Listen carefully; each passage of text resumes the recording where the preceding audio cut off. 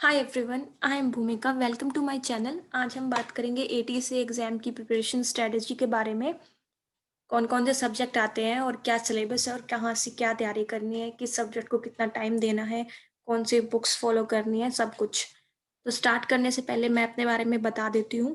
मैंने बीटेक किया है इलेक्ट्रॉनिक्स एंड कम्युनिकेशन में और मैं अभी एक आईटी कंपनी में वर्क कर रही हूँ as an assistant system engineer. और ये सब एग्ज़ाम्स मैंने क्वालिफाई कर रखे हैं। ओके। सो ये डिस्क्रिप्शन है पोस्ट का, जो मैं ऑलरेडी अपनी जो पुरानी वीडियो थी उसमें बता चुकी हूँ, तो आप देख लेना। अब आते हैं हम सब्जेक्ट्स के ऊपर।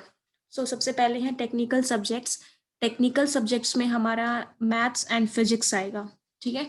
तो एज सच कोई सिलेबस डिफाइंड नहीं है क्या कुछ हमें पढ़ना है, लेकिन इंजीनियरिंग मैथमेटिक्स अगर आ रहा है तो आप लोग M1 M2 M3 जो हमने बीटेक में किया था, आप लोग वो रेफर कर सकते हैं, वहाँ से पढ़ सकते हैं। बट वही है कि अगर आप M1 M2 M3 को फिर से पढ़ेंगे उन बुक्स को, तो ये बहुत टाइम कंज्यूमिंग रहेगा, क्योंकि सब कुछ बहुत आप डिटेल में करने की ज़रूरत नहीं है। हमने एक बार सब पढ़ा हुआ है, तो वही सब हमें दोबारा एकदम डिटेलिंग में अगर पढ़ेंगे, तो बहुत ज़्यादा टाइम कंज्यूम होगा और हमारा एक तरह से टाइम वेस्ट होगा। और एग्ज़ाम ज़्यादा दिन बाद नहीं होगा, 3 मंथ्स लेगा बस, 3 मंथ्स में एग्ज़ाम हो जाएगा हमारा। तो इतना टाइम नहीं लगाना है, अगर M1 M2 M3 करेंगे तो हमारा बहुत टाइम लग जाएगा। तो उसका एक अल्टरनेटिव है कि आप ये वाली बुक ले लीजिए, ये गेट के लिए आती है, इसमें सारे प्रीवियस ईयर क्वेश्चंस होंगे, तो आप ये रेफ़र कर सकते हैं। इसमें पहले मुझे लग रहा था कि जब मेरे पास ये बुक नहीं थी कि इसमें केवल एमसीक्यू होंगे, पर अभी मैंने जब ये बुक ऑर्डर की तो मैंने देखा कि सब कुछ है इसमें, थ्योरी भी है, थ्योरी प्लस एमसीक्यू सब है। तो अभी जो मतलब मैं करूँगी, मैं ये करूँगी कि यहीं से थ्योरी पढ़ूँगी और यहीं से ही एमसीक्यू अटेम्प्ट करूँगी। तो टाइम भी बचेगा और तैयारी भी सही रहेगी। ठीक है, बजाए कि ये करने के कि M1 M2 M3 में फिर से सब कुछ डिटेलिंग में बिल्कुल कर रही हूँ। ठीक है? और लेकिन आपको फिर भी लगे कि नहीं, अभी मतलब मुझे मेरे कॉन्सेप्ट जो हैं वो बहुत वीक हैं और मुझे कॉन्सेप्ट सीखना है। तो मेरे अकॉर्डिंग आप लोग यूट्यूब वीडियोस को रेफ़र कर सकते हैं। यूट्यूब वीडियोस को फ़ॉलो कीजिए, यहाँ आपको मिल जाएगा। आप सब्जेक्ट वाइज़ उसको पढ़िए, जैसे टॉपिक वाइज़ सॉरी। जैसे आपको सबसे पहले टॉपिक करना है न्यूमेरिकल मेथड्स या फिर लीनियर अलजेब्रा। तो आप एक पर्टिकुलर टॉपिक को उठाइए, यूट्यूब पे सर्च कीजिए, वीडियोस देखिए, उससे आपका बहुत टाइम बचेगा। ठीक है? फिर यहाँ से यूट्यूब वीडियोस करने के बाद आपका जब कॉन्सेप्ट आपको लगे कि हाँ, अभी मेरा सही है कॉन्सेप्ट, उसके बाद आप यहाँ से एमसीक्यू अटेम्प्ट कर सकते हैं। तो आपकी तैयारी बहुत अच्छी रहेगी। और जैसे मैंने प्रीवियस ईयर क्वेश्चंस इसके देखे हैं, तो प्रीवियस ईयर क्वेश्चंस देखने के बाद और जब मैंने ये बुक देखी, तो मुझे बहुत सिमिलैरिटी लगी क्वेश्चंस में। और बहुत सारे क्वेश्चंस तो सीधा प्रीवियस ईयर गेट के प्रीवियस ईयर से ही उठा रखे हैं। तो मेरे अकॉर्डिंग तो आप ये बुक ज़रूर कीजिएगा। बाकी अगर आपको मन है कि M1 M2 M3 करना है मुझे दोबारा से, तो आप वो भी कर सकते हैं। वो तो बहुत ही डिटेलिंग हो जाएगी, उससे आपकी तैयारी भी बहुत अच्छी हो जाएगी। ठीक है? Moving on to physics. Physics के लिए 11th एंड 12th की एनसीईआरटी मोर देन इनफ है। जब मैंने इसके प्रीवियस ईयर क्वेश्चंस देखे, तो मुझे लगा कि अगर हम एनसीईआरटी भी कर लेते हैं, तो भी मोर देन इनफ है, सफिशिएंट है। अगर एनसीईआरटी हम करते हैं, तो हमारे 25 से 26, मतलब आप ये लगा लीजिए 25 प्लस आपके जो क्वेश्चंस हैं, वो अटेम्प्ट हो जाएँगे, केवल एनसीईआरटी पढ़ने से। लेकिन आपको फिर भी कॉन्फिडेंस नहीं आता है 11th-12th की एनसीईआरटी के बाद भी, तो आप ये दोनों बुक्स रेफ़र कर सकते हैं। HC Verma volume 1 and HC Verma volume 2। ठीक है? और आप प्रदीप से एमसीक्यू, यहाँ एचसी वर्मा में क्या है, एचसी वर्मा में आपको जो न्यूमेरिकल्स मिलेंगे, वो एमसीक्यू टाइप नहीं मिलेंगे। तो आप उसके लिए प्रदीप्स जो आती है 11th-12th की, उसको रेफ़र कर सकते हैं। That will be a good one. ठीक है? एंड फिर ये सब करने के बाद आप एक बार प्रीवियस ईयर क्वेश्चंस को ज़रूर देखिएगा। प्रीवियस ईयर क्वेश्चंस तो आप हर किसी सब्जेक्ट के लिए देखिएगा, चाहे वो टेक्निकल हो, चाहे वो नॉन टेक्निकल। वो देखना बहुत ज़रूरी है, क्योंकि उससे हमें आइडिया लग जाता है कि हमें हमारी कितनी तैयारी है और कितनी और करने की ज़रूरत है। कौन-सा कॉन्सेप्ट हमारा वीक है, कौन-सा स्ट्रॉन्ग है। क्या हमें पहले अटेम्प्ट करना है, क्या हमें बाद में अटेम्प्ट करना है। उससे आपको पेपर अटेम्प्ट करने का तरीका भी आएगा और आपका कम टाइम में पेपर भी अटेम्प्ट होगा। ठीक है? और आप अपनी तैयारी भी बहुत अच्छे से कर पाएँगे। तो ये सब हमें करना है मैथ्स के लिए और फिज़िक्स के लिए। इसके बाद आप नॉन टेक्निकल सब्जेक्ट्स को हम देखेंगे, तो इसमें क्वांट, इंग्लिश और रीज़निंग।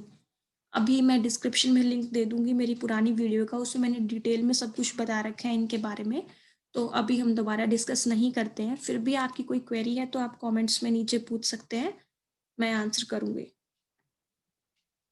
अब है जीएस।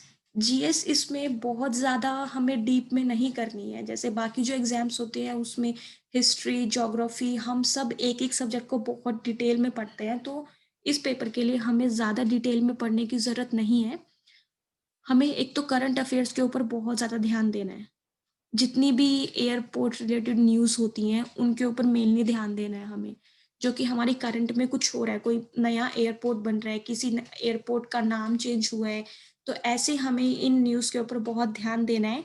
और करंट अफ़ेयर्स बाकी भी हमें करने ही हैं अच्छे से कम 5-6 महीने के पेपर से पहले।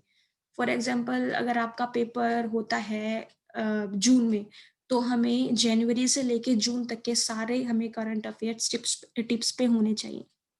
ठीक है?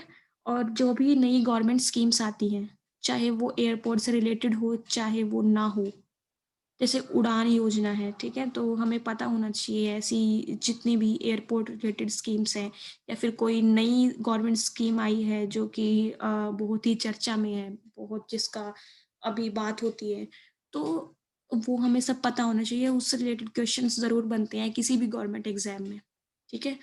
और बाकी स्टैटिक जीके, उसके लिए आप वो ल्यूसेंट से आप पढ़ सकते हैं स्टैटिक जीके, तो यहाँ से ही क्वेश्चन आता है, ज़्यादा हिस्ट्री, ज्योग्राफ़ी इधर इस एग्ज़ाम में इधर से क्वेश्चन नहीं बनते हैं, ठीक है? तो जीएस के लिए आप ये सब फ़ॉलो कर सकते हैं। बाकी वॉइस टेस्ट के हमें हमें ज़्यादा पता नहीं होता है क्योंकि इसका कोई प्रीवियस ईयर क्वेश्चन भी नहीं है, तो हमें कोई आइडिया नहीं लगता है कि कहाँ से क्या पढ़ना है। अभी मैंने जैसे बहुत सारे लोगों की वीडियोज़ देखी, इंटरव्यूज़ देखे, तो मुझे पता चला कि वॉइस टेस्ट में ज़्यादा कुछ नहीं रहता, वो आपको केवल एक ए4 शीट पे हाफ़ पेज का आर्टिकल देते हैं, ठीक है? आपको वो रीड करना है और उस टाइम पे वो आपकी फ्लुएंसी चेक करेंगे, like while reading the article how fluent are you? ठीक है? और आप स्टैमर कर रहे हैं या स्टैमर नहीं कर रहे हैं, तो वो सब ही चेक करते हैं। ठीक है, तो आप अपनी रीडिंग अच्छी करने के लिए द इकोनॉमिक टाइम्स रहता है एक न्यूज़पेपर, आप वो पढ़ सकते हैं। वो ये न्यूज़पेपर वोकैब के लिए भी अच्छा है और करंट अफ़ेयर्स के लिए भी अच्छा है। मैं जब भी पढ़ती हूँ, मैं यही न्यूज़पेपर पढ़ती हूँ नेट पे, तो आप सब लोग पढ़ सकते हैं। बाकी तो कुछ भी रीड कर लीजिएगा, रीडिंग तो हर जगह से ही अच्छी रहेगी। कोई भी अगर आपके पास आपके घर में आता द टाइम्स ऑफ इंडिया तो आप वहाँ से रीडिंग करेंगे तो वो भी अच्छा है। ऐसा नहीं है कि नहीं इस पर्टिकुलर न्यूज़पेपर से ही मुझे रीडिंग करनी है। तो आप रीडिंग कहीं से भी कीजिएगा, आपकी वॉइस टेस्ट की अच्छी प्रिपरेशन हो जाएगी, ठीक है? तो यही सब था, बाकी जो इंजीनियरिंग मैथ्स है और फिज़िक्स है, फिज़िक्स का मैं ट्राई करूँगी बट मैथ्स की मैं वीडियोज़ लाऊँगी रोज़, हर रोज़ एक टॉपिक की अब वीडियोज़ मैं स्टार्ट करूँगी कल या परसों से। अभी एकदम पक्का तो नहीं है कि कल से ही कर दूँगी, लेकिन हाँ, अभी 1-2 दिन में मैं स्टार्ट करूँगी इंजीनियरिंग मैथमेटिक्स की। तो मैं लीनियर अलजेब्रा से स्टार्ट करूँगी और रोज़ का एक टॉपिक कवर करना मतलब मैं ट्राई करूँगी कि रोज़ का एक टॉपिक कवर करूँ। बाकी अगर कोई भी डाउट हो आप लोगों को किसी भी चीज़ के रिगार्डिंग, तो मुझे कमेंट बॉक्स में लिखिएगा, मैं उसको आंसर कर दूँगी वहाँ से, ठीक है? और भी कोई भी क्वेरी हो, किसी कोई चीज़ समझ में नहीं आई या फिर कोई और बुक पूछनी हो, किसी भी एग्ज़ाम से रिलेटेड, वो भी कवर कीजिएगा कमेंट बॉक्स में। और उम, अगर आप चाहते हो कि मैं किसी और एग्ज़ाम के बारे में बताऊँ, किसी और एग्ज़ाम की प्रिपरेशन स्ट्रैटेजी के ऊपर वीडियो बनाऊँ, तो वो भी मुझे बताइएगा कमेंट बॉक्स में।